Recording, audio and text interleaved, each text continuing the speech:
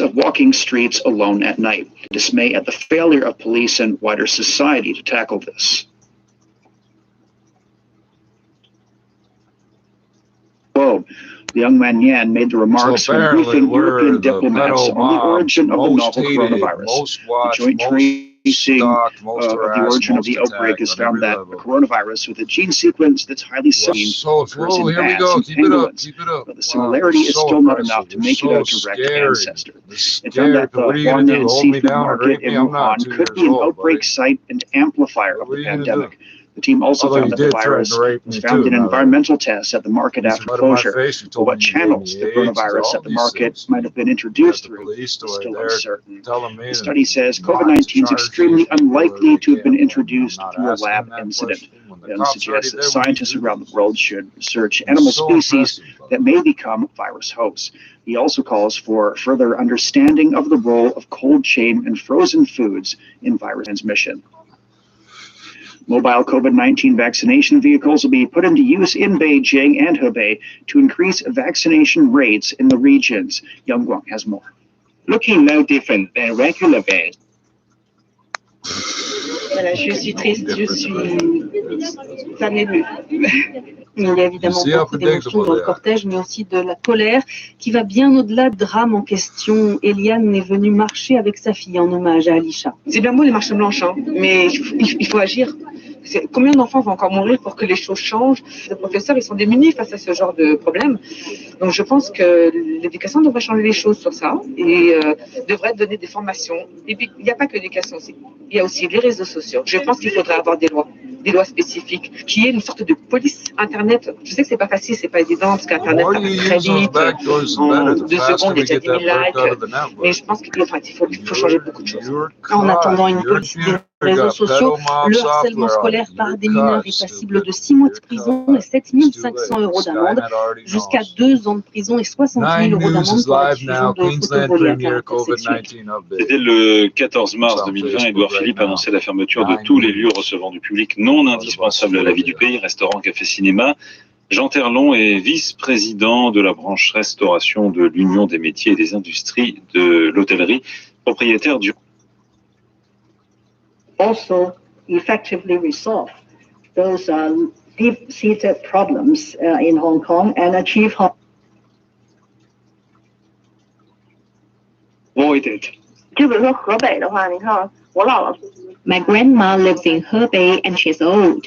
We would be less worried about her if she could get vaccinated near home rather than going to the hospital by herself. The vaccination vehicle is similar in design with the previously deployed mobile COVID-19 testing vehicles. It's able to connect to the city's power grid to maximize the efficiency in the community. Chenghua says the vehicle also adopts coronavirus prevention measures to guarantee safety during the vaccination process. Your trucks don't have generators on them? Disinfection functions. They absorb the aerosol and kill the virus through heat. Inside the vehicle's ventilation pipes, we have installed an ultraviolet radiator, which could disinfect flowing air. In addition, the 2 roof hatches only allow air to travel in one direction, with air from outside flowing inside the van. According to the plan, the production capacity of the mobile vaccination vehicle will reach 12 units daily by the end of next month, aiming to cover more communities. China had administered over 52 million doses of COVID-19 vaccines by the end of last month. Experts say China plans to have 40% of the population vaccinated by June this year. For the Beijing Hour, this is You just told us it's going to mutate in the animals. You just told us it's going to mutate in the animals. Who have been suffering from the chaos and dysfunctioning of the society in Hong Kong. Many businesses in Hong Kong have focusing on internet platforms for human Every time resources. we say Before the West pandemic, China, they he say often Hong traveled Kong. between Beijing and Taipei. 我基本上是去年回台湾过年。Not actually loyal to the Hong Kong people. They are not even loyal or to the mainland government, and they are probably more loyal to some extremist forces outside Hong Kong and China. It is rightly pointed out by the former chief executive Liang Zhenying, who just mentioned no country, no reason should allow any people who do not have a commitment to their own society and colluded with the foreign forces to create disruption and social dysfunctioning.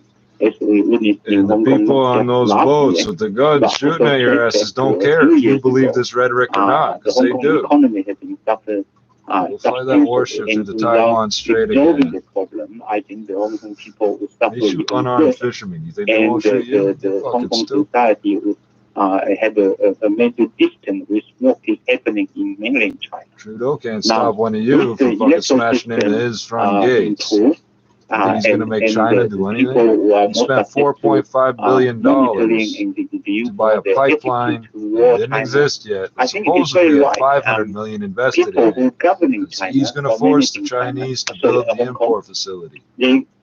First of all, and he's going to force us to let them build the export facility. Part of China. And they have to love the Hong Kong people in particular because their own interest. We don't allow a minority, a very small minority of people to represent their so-called view, which is anything, to the Hong Kong society. So the Congress, you know, if you're not familiar, I've been listening to CRI for years. Really you're going to change that country. You don't know what you're up against. By the representative at the People's Congress. And in the Chinese society, there is a universal support for the government decision because the mainland people, they care for the brother and sister in Hong Kong. They want common prosperity. They don't want to distance Hong Kong. They want Hong Kong to be an integral part of China so that we can help the country, help the staff, Hong Kong special administration to improve their life and their economy prosperity. Benefiting all the residents in Hong Kong. Indeed, problems occurred in the current system in Hong Kong. Timothy, calling for the improvement of the city's existing regulations and systems, have you noticed any loopholes in the current electoral system? Well, the obvious loophole, I think, is that it enabled people to contest these elections who committed to paralyzing or overthrowing the government or just simply blocking anything from happening. It gave scope to candidates who had no interest in governing Hong Kong to disrupt the political system. And worst of all, I think it fomented this adversarial culture to develop in Hong Kong politics, which really prevented the development and implementation of responses to some of the most important policy challenges. Democracy is an adversarial-based system, just like justice, right? They don't. Things like solving the housing crisis, things like solving the inequality problems in Hong Kong just became impossible. And obviously, worst of all, the same forces who were behind the 2019 chaos were then able to attempt to seize power, like I said, attempt to contest the election. Like such a system obviously had numerous disadvantages. Edward, what's the key issue, in your opinion, in the current electoral system? Well, I mean, I think improvement was urgently needed. I think that this is a step in the right direction. I agree that certainly the economy cannot be paralyzed. I mean, that's the beauty of Hong Kong, which has been the financial services, the real estate sector, the transportation hub, and the common law system. It's been a safety valve. I mean, as someone myself, I mean, I moved to China in the 1980s, and we've maintained an office in Hong Kong since 1992. So I saw it pre the handover and post the handover. And I understand as a business person and people who deal with other business people that the financial services sector needs to have stability in order to grow. And having an election law that is clear and the rules are clear and a place can function, then that's really important for businesses, for people, for the society, for organizations that are functioning under the Hong Kong rule. Must have stable administration. And so this is a step in the right direction. I think it's often totally misinterpreted by the Western governments. Pre-1997, pre the handover, there was not freedom of speech. There was not the elections. There was not, there might be a nonsensical nostalgia for something that never was with these young people. who are misdirected and misinformed there were no elections when it was held by the British. So I think the electoral system in Hong Kong has been turned into a platform by anti-Chinese forces to stage subversive acts, like Tim was talking about before, that endanger China's sovereignty and national security. I mean, in any other jurisdiction, whether that be the far-flung Channel Islands in the UK or Puerto Rico and Guam in the United States, that doesn't have this kind of national security, can't function as a China's nation. got a history of 500 years of the Western powers of the world trying to fuck them over. Failed to fulfill its constitutional role to elect one of the places public they haven't office holders succeeded. who will contribute to governing the city with competence, compassion, loyalty. And so I think that this is what's been addressed. Your I think it's the central right time to do it. Fucked up. Yeah, you mentioned earlier Hong Kong should be administered by people who love the country and love Hong Kong. Then what do you make of the relations between patriots administering Hong Kong and one country, two systems? There's no contradiction between the two. I think the patriots managing the Hong Kong society and economy is exactly what we wanted. It is exactly embedded by the principle of the one country, two systems. The one country means that I forgot to switch back over to Beijing.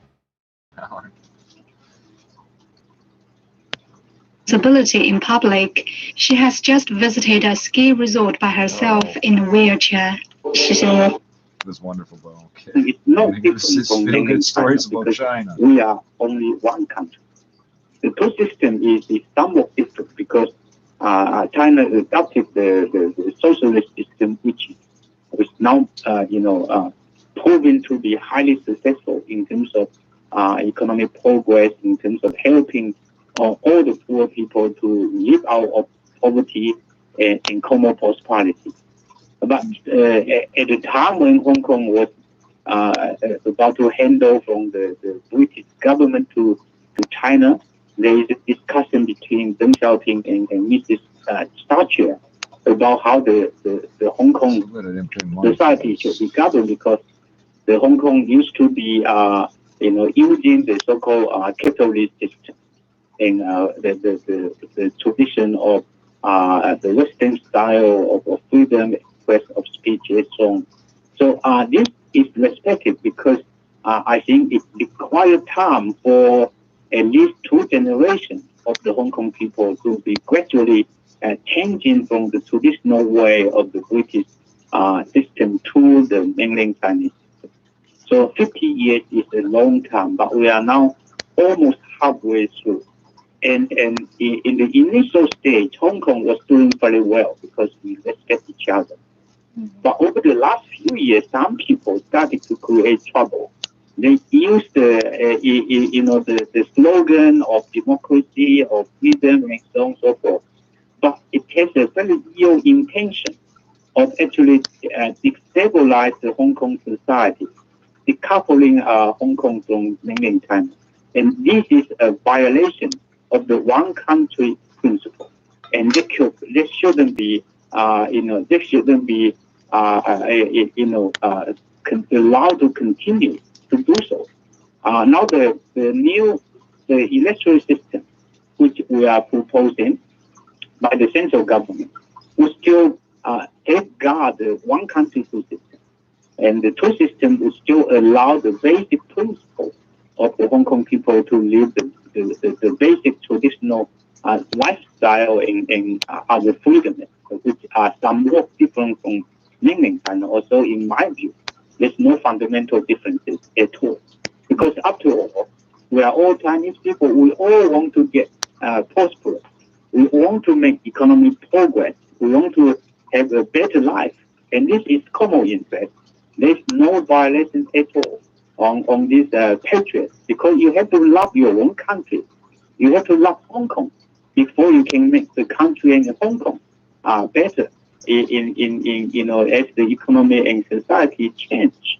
And this is what we want. I think some people, they have a narrow-minded, improving the electoral system is going to have some problem of distorting the relationship between the one country, two systems. This is not true, because there are no intention to disregard the two systems. And the real intention is to make sure that the new electoral system, the people who actually love the country rather than hate the country, love Hong Kong rather than hate Hong Kong, to govern the society. And this is, we have to, at the time, we have to make it right to the people now. Timothy, how do you view adopting the principle of patriots governing Hong Kong? As to why the Afghan government stated its intention to participate in the conference following Secretary of State Blinken's letter and its subsequent leaking to the media raises some concern about the timing of its announcement. Some experts have noted in the past that the Afghan government has attempted to play major external actors off of one another in order to concentrate its power. Thus, some could read the timing of the announcement as its attempt to express displeasure at what it perceives as U.S. pressure to impose an interim government and the creation of a new constitution for Afghanistan, and to signal to the U.S. that it's not the only major stakeholder in the process. However, the Afghan government's decision could also be interpreted as its support for accelerated peace talks, even if it does not agree with some of the proposals put forward and included in Secretary of State Blinken's letter.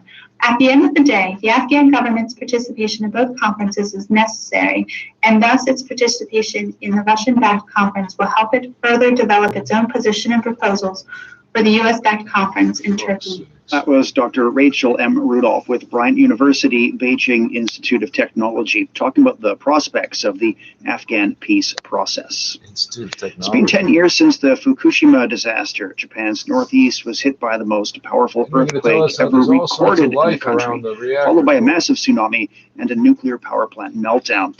A decade on, it's still fresh on the minds of many in Japan. Grace Lee reports from Tokyo. Something like 1,100 fuel rods vaporized into the atmosphere. There are tears as this woman in Tokyo recalls the incident of March 11th, 2011. I didn't see any serious damage at the time. I'm so sorry for those who did. Even though it's been 10 years, she remembers it like it was yesterday. And she still feels pain for the residents of Japan's northeast. Her sentiments are echoed across the nation as Japan marks 10 years since the Tohoku earthquake and tsunami. When the earthquake happened, I was in elementary school with classmates. It was so scary. And I went home and I saw how much damage there was in the northeast, and I couldn't believe it. I remember it was my first earthquake, and girls in my classroom were crying. For the first time, I realized how important safety drills are. More than 20,000 people were declared dead or missing in 2011's quake, tsunami, and nuclear meltdown. Hundreds of thousands more lost their homes. To this day, parts of several towns near the nuclear plant remain uninhabitable. The meltdown caused radioactive damage second only to the Chernobyl nuclear power plant disaster. According to NGOs and expert analysis, the region won't fully recover for the next 30 to 40 years. But before that can happen, the next big quake may strike Japan's most populous city, Tokyo. Kazunori Kawamura is an associate professor at Tohoku University. It could happen at any moment, but there's about a 70% of its announcement. Some experts have noted in the past that the Afghan government has attempted to play major external actors off of one another in order to concentrate its power. Thus, some could read the timing of the announcement as its attempt. Switch up as well. Which I think back in 1848. So Americans are a little bit have amnesia, sort of selective amnesia when it comes to their own system and all the issues that they have. So I think it's kind of an overreach to take a look at the system here. It's a thoughtful system. This is all Western makes it in Asia. It's very similar to what was they're going to change everything. In the UK. It's more certainly when it was a colony of the United Kingdom. Hong Kong had less democracy than this. So I don't know what people are talking about. I think that this is hyperbolic, and I think it just leads to chaos and disorder. Timothy, what do you make of Edward's comparison between China and other countries? In your opinion, is this an attack on democracy? Well, I don't think it's an attack on democracy. I think it's really just a restructuring of the way that the electoral process works. I mean, I think a lot of countries would be thankful for a system like the qualification review system, where, if this actually existed in a lot of other countries, you could probably argue that the political process would be improved, or at least the quality of the types of candidates that come into place would be improved. There's, I mean, I'm from Australia, and people in Australia critique the quality of candidates. I don't like you. I didn't like you. The good news is that even though there are delays with AstraZeneca, we won't be late with our vaccination program in the first quarter.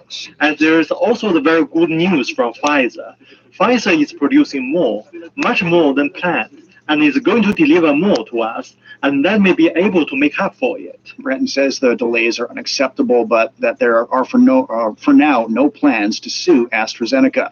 AstraZeneca said on Friday it would deliver 30 million doses to the EU by the end of March. That's a drop from a contractual obligation of 90 million doses and a previous pledge made last month to deliver 40 million doses. Breton says that AstraZeneca had issues with testing, which were a sign of logistics problems, and urged its board of directors to take action. Irish health officials have recommended the temporary suspension of the AstraZeneca vaccine. Deputy Chief Medical Officer Dr. Ronan Glynn says the decision was made after Norway's Medicines Agency reported blood clotting after inoculations. Last week, the World Health Organization and the EU Medicines Agency said there's no link between the jab and an increased risk of developing a clot. However, Glynn says they are recommending that the vaccine be suspended as a precaution. No more likely to give you a blood Norwegian clot authorities joined Danish and Icelandic authorities in taking similar precautionary steps. AstraZeneca said in a statement that a review of safety data of 17 million vaccinated people in the UK and EU found no evidence of an increased risk of the condition.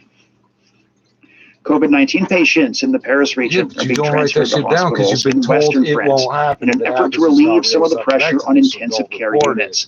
Nicolas Péjou is the Deputy General Director of the Paris Region Health Agency. You can't find evidence. Les volumes, c'est 6 patients par jour avec les moyens aéroportuaires. In terms of volume, we had 6 patients today with mentioned by Yang Zhenyin, who used to be the chief executive. I think the vast majority of people are very fed up with the chaotic situation in Hong Kong, because at least it proved that the formal electoral system is limited. It's not totally wrong, but it's limited. It actually allows some people who are able to block the right decisions that most people would like to support. For example, by building more economy housing, for example, like giving more freedom for the business and so on and so forth, but not allowing random killing and burning of the street and shops. These are not allowing anywhere, even in the United States, even in Britain. You have this violence. I think these guys have such bad phone lines, it don't make sense to me.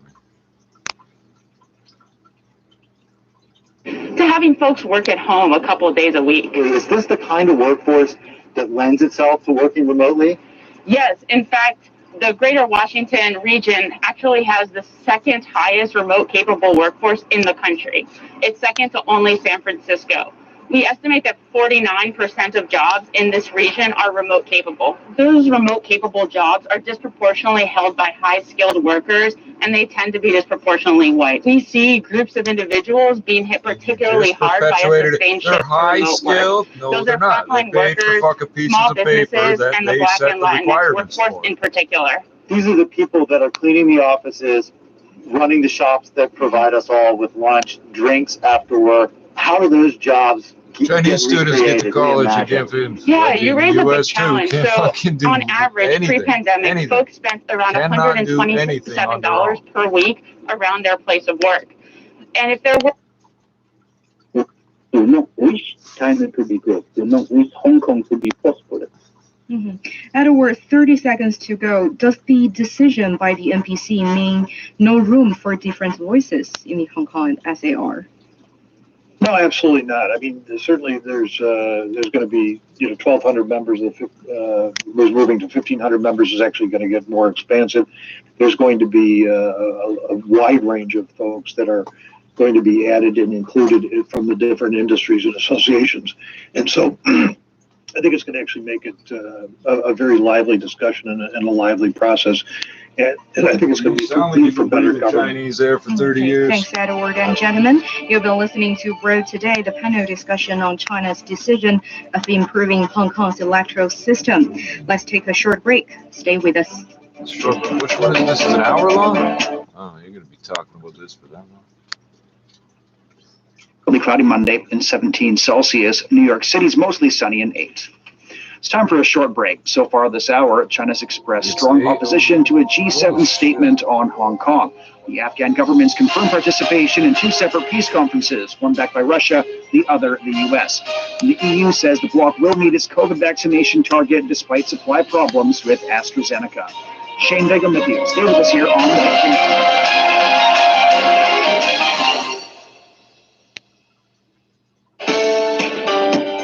Join the most popular Chinese language learning page on Facebook by searching for CRI Learn Chinese. It's a quick yet fun way to achieve your language goals. Start your free lessons now with unlimited videos, photos, and text tutorials on expressions in Chinese. Everybody wants to do the bare minimum and then even less. You've got the lowest bit rate on your original recordings, and then you're smashing the hell out of them when you put them through these streams. What the fuck are you doing? It sounds like shit. We can't hear it. And no, they changed it because it used to be crystal clear. Annoyed by the persistence of the conservationists. Meanwhile, the public prosecutor's office is investigating whether they were dismissed wrongfully to appease the mighty timber lobby. If it can be proven or not, Brazil's rainforest and indigenous peoples are in worse shape than they have been for a long time. The pandemic is an additional danger and also a diversion from the devastation in the forest. And the actual season of clear-cutting and slashing and burning hasn't even started yet. You need to spike them trees. Every bit of rainforest destroyed in Brazil accelerates global warming. These images from NASA show how rapidly our planet has been heating up over the decades. You need to fill some diesel tanks with petrol. Shown in red. According to the UN, more than 40% of the planet is made up of dry areas, half of which are completely infertile. The bleed screws right out of the fucking brakes. Hemisphere, harvest failures are becoming more common. Hydraulics, there just isn't enough rain. It might look green, but just below the surface soil here in the northwest German region of Brandenburg, the earth is dry. Farmer Tim Data can see by measuring the soil's hardness that years of drought have taken their toll. And this year also looks like there will be too little water. Good whack. Maybe you could put some cracks some CO into the cabs. We're now standing in the triticale field. It's a grain, a mix between wheat and rye. These are typical grains used for feed, and they're actually very resilient in drought conditions. But even still, we're having to figure out a plan, what measures to implement, because it's been way too dry again. Cocaine money pays to kill brown people. Lower than average rainfall already this year is putting stress on the plants. Without water, their roots struggle to gather nutrients from the soil. It makes them grow more slowly, and in extreme cases means they might die completely. Digging deeper, there's even less water. That's a problem for farmers. Harvesting water from somewhere to grow some crop that doesn't grow there naturally. But we also have less grain for feed, so we're having to buy more. You sound as dumb as the Indian farmers. In 2018, Germany experienced its hottest year on record. And genetically modified also one of the seeds. driest, with only Complain that they can't get 60% ahead. of its average rainfall, catastrophic for farmers. 2 years on, the land has still not recovered. You're doing British Lake and farming. river levels It's dropped, never and worked forest anywhere in the fires world. raged in It parts of the didn't work country. in the UK. That's why they sent so many people out from the UK. They couldn't feed them. Migrating north as the climate has warmed. You've heard of the potato famine? But it's You hear not just people Europe eating that has people. experienced change. Parts of Africa, already battered by drought, have been devastated by hotter, dry seasons and later rainy seasons, leading to swathes of crops and animals dying and extreme water shortages for the population. Climate change has led to the hottest decade on record. And it's destabilizing the jet stream, a fast-moving current of air in the upper atmosphere that circles the globe. It's caused by pressure differences resulting from hot air from the equator moving north and meeting Arctic cold air moving south. While the jet stream would normally run evenly, scientists believe increasing temperatures at the pole are the one is causing the other in reverse. You're not. It's destabilizing the jet stream. It sounds like it's creating the jet stream. This imbalance creates waves in this area. Can't hear you. And what is that sound? Also, including the chief executive, have to be widely supported.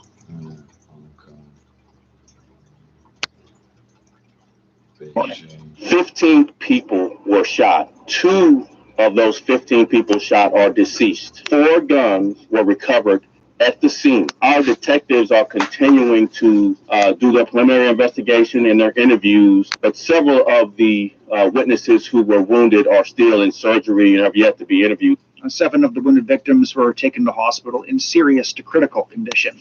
Brown says police are yet to make an arrest and investigators are still seeking a possible motive for the shooting. The European Union says it'll be able to meet its vaccination targets this quarter, despite AstraZeneca delivery delays. EU Industry Commissioner Terry Brenton says Pfizer is producing faster than planned and can help to offset the AstraZeneca delays. Alors, la bonne nouvelle, Philippe, sur nos auditeurs, c'est pas parce qu'on a du retard. The good news is that even though there are delays with AstraZeneca, we won't be late with our vaccination program in the first quarter. And there is also the very good news from Pfizer. Pfizer is producing more, much more than planned, and is going to deliver more to us, and that may be able to make up for it. Brenton says the delays are unacceptable, but that for now there are no plans to sue AstraZeneca. AstraZeneca said on Friday it would try to deliver 30 million doses to the EU by the end of this month. That's a drop from its contractual obligation of 90 million and a previous pledge made last month to deliver 40 million doses. Brenton says that AstraZeneca had issues with testing, which were a sign of logistics problems, and urged its board of directors to take action. How's that a sign of logistic problems? Irish health officials have recommended the temporary suspension of the AstraZeneca vaccine. Right? Deputy Chief Medical Officer Dr. Ronan Glynn says the decision was made after Norway's Medicines Agency reported blood clotting after inoculations. Last week, the World Health Organization and the EU Medicines Agency said there's no link between the jab and an increased risk of developing every time they're trying to minimize. However, Glynn says they are recommending that the vaccine be suspended as a precaution. Norwegian health authorities joined Danish and Icelandic of candidates for the election committee members, the chief executive, the legislative council members, etc. So what's your take on its role and the meaning of this committee? Well, it's crucial to establish the candidate qualification review committee. Improvements to the electoral system will help choose legislators who are really devoted to serving the people. So the government. You're repeating that over and fucking over. If they're patriots, they'll do the job better. If they're patriots, they'll do the job better. Okay, what the fuck's a patriot? On Facebook at the Beijing Hour official. The concept of not being a patriot doesn't exist in China. What the fuck are you talking about? Business will start with a look ahead to the markets this week. The intervention what you mean of is state-backed investment funds in the stock market to shore up prices, notably of CSI 300 components, has been the main focus potentially this week. Might not Hong be Kong will a launch patriot. the first phase of an expanded Hang Seng Index today. In the U.S., the main event of the trading week will be the Federal Open Market Committee policy meeting. U.S. economic recovery is starting to heat up, and inflation concerns are beginning to percolate. Fed watchers will likely hear similar comments regarding short-term risk to the economic outlook and concerns over tighter financial conditions and disorderly markets. Wall Street will closely be watching the release of figures for U.S. retail sales, Last month, stimulus checks helped consumers spend heavily. The latest retail sales report will likely show spending cooled in February. If spending remains robust, however, that could be the catalyst that sends Treasury yields higher. Religious groups going to be able to come together and make a consensus on trying to make things better, rather than the system as it had been, where it was 23 years where they couldn't pass a national security law, as LegCo. And that there was disruption, and then there were problems with the legislative LegCo itself. So this is going to be a new page in which hopefully this is going to work better. All these euphemisms, all they're doing is using a whole bunch of Anglophone euphemisms. Oil, copper. So if the inflation data continues to strengthen, I think the market will expect the Fed to raise rates sooner than expected. Which has what effect on the market? None, because they can't force any bank to do anything. So that will be watched closely by the market. The Fed, 12 privately owned banks. On global markets this week. The European Commission said that the China-EU Comprehensive Agreement on Investment will offer more legal certainty, better market access, and fairer rules of engagement to European companies looking to invest in China. The Commission says the bloc needs to engage closely with the rapidly growing Chinese market, adding that the country's contribution to global economic growth is expected to be close to 30% in the coming 5 years. In December last year, China and the EU concluded an investment agreement in principle after 7 years of negotiations. On this, we spoke to principal consultant Mike Baston of Business Development International. What stands out to you from the China-EU Comprehensive Agreement on Investment? I think there are several things. I think, first of all, the reciprocal nature of the agreement. I think it's very much a win-win outcome. You blow into the mic some more. Well. What the fuck did you learn to use a telephone? Compliance is based on very much environmental and social standards, which can only be a good thing. I think finally the transparency when it comes to the issues of granting. They had to make the mics no longer than this before you people would stop putting it in front of your mouth. It don't go in front of your mouth. So which industries stand to benefit the most from this agreement? I think obviously manufacturing, EU manufacturing in China makes up around half of all EU investment, and within that you have the automotive sector, about 28% of that, basic materials, 22%. Also the lifting of requirements for joint ventures in financial services and new energy vehicle production. And in what ways can the pact with the European bloc serve as a blueprint for trade cooperation between China and other regions of the world? Oh, very much so. Certainly in terms of a rule-based regulation, in terms of globalization and future trade agreements, I think it really does bode well for China and the US in the long term, and even the US and the EU in the long term. I think this really is sort of a landmark agreement that really puts rule-based regulation at the heart, and then really sets China as taking the lead in that respect. And I think that will bode well for future China-US negotiations and relationships. And that was Principal Consultant Mike Baston of Business Development International, talking about the China-EU Comprehensive Agreement on Investment. 41 past the hour. China and Norway are working to conclude a bilateral trade agreement. The Ministry of Commerce in Beijing says that negotiations from the two countries have been holding talks by video conference. Now, the two sides are discussing a wide range of issues, including trade in goods and services, and a framework for mutual investment. They say that they will step up negotiations as a way of forming a united front against the economic impact of COVID-19. China's main trade association for the chip industry has announced plans to form what it calls a work group with its U.S. counterparts. Analysts say that this will open channels of communication between the two countries' semiconductor sectors. Gal Ung has more. America's going to be completely being pushed by the fucking defense. Chips are an essential component at the heart of economic growth and tech innovation.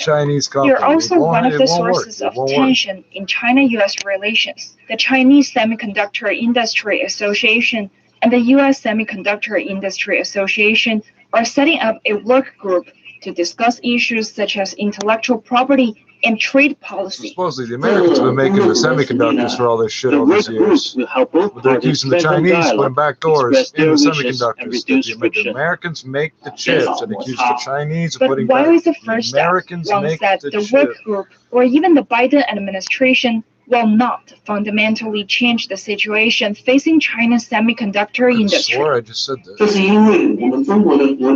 This is because China's national strength is gradually approaching the U.S., and the U.S. will not allow China to surpass it. So they will restrict China's high-tech industries, but the U.S. still needs to cooperate with China. Number one, at what? The chip industry is one of the largest export industries for the U.S., and one of the fields that still maintains a trade surplus with China.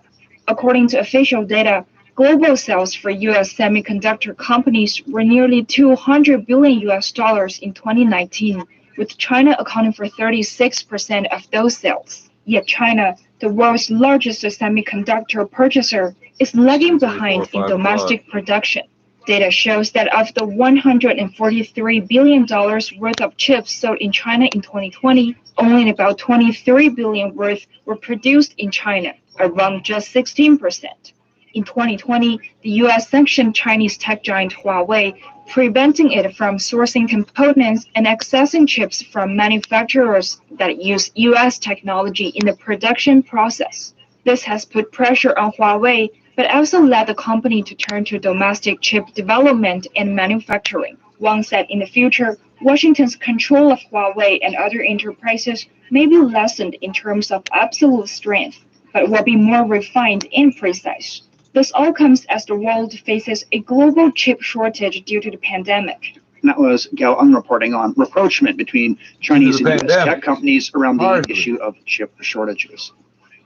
You know where you'll never see a COVID outbreak? In a semiconductor blocked the factory. country's Department of Defense from restricting U.S. investment in Chinese smartphone maker Xiaomi.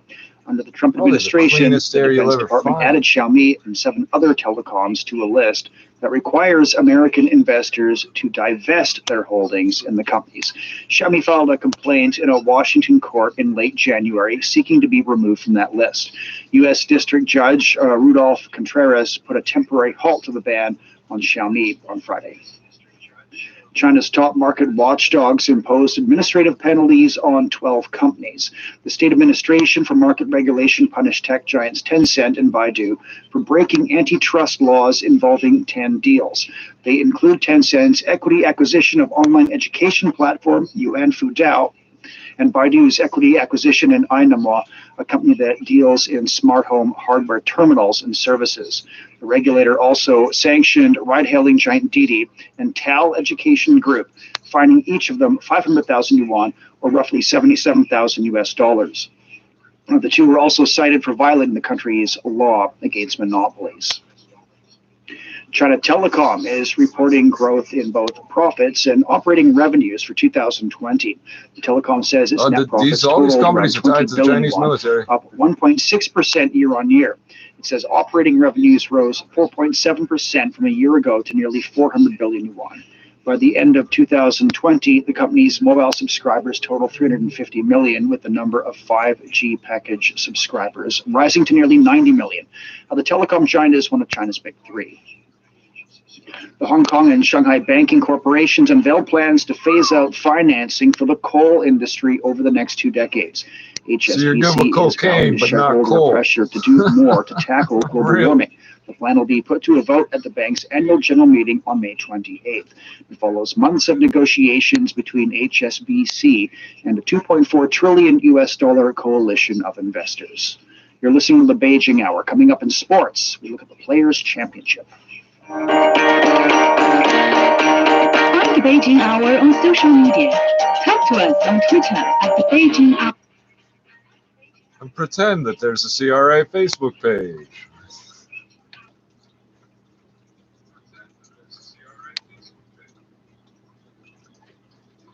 Make the bitch scream, make you wanna fall about a limo. I be up and out, it tells you all up in the fire. Shining like the stars, they know who we are. They know who I am, motherfucker, from the trade set. They know who I am, motherfucker, get acquainted. I be so high, fucking on cushion. Never need to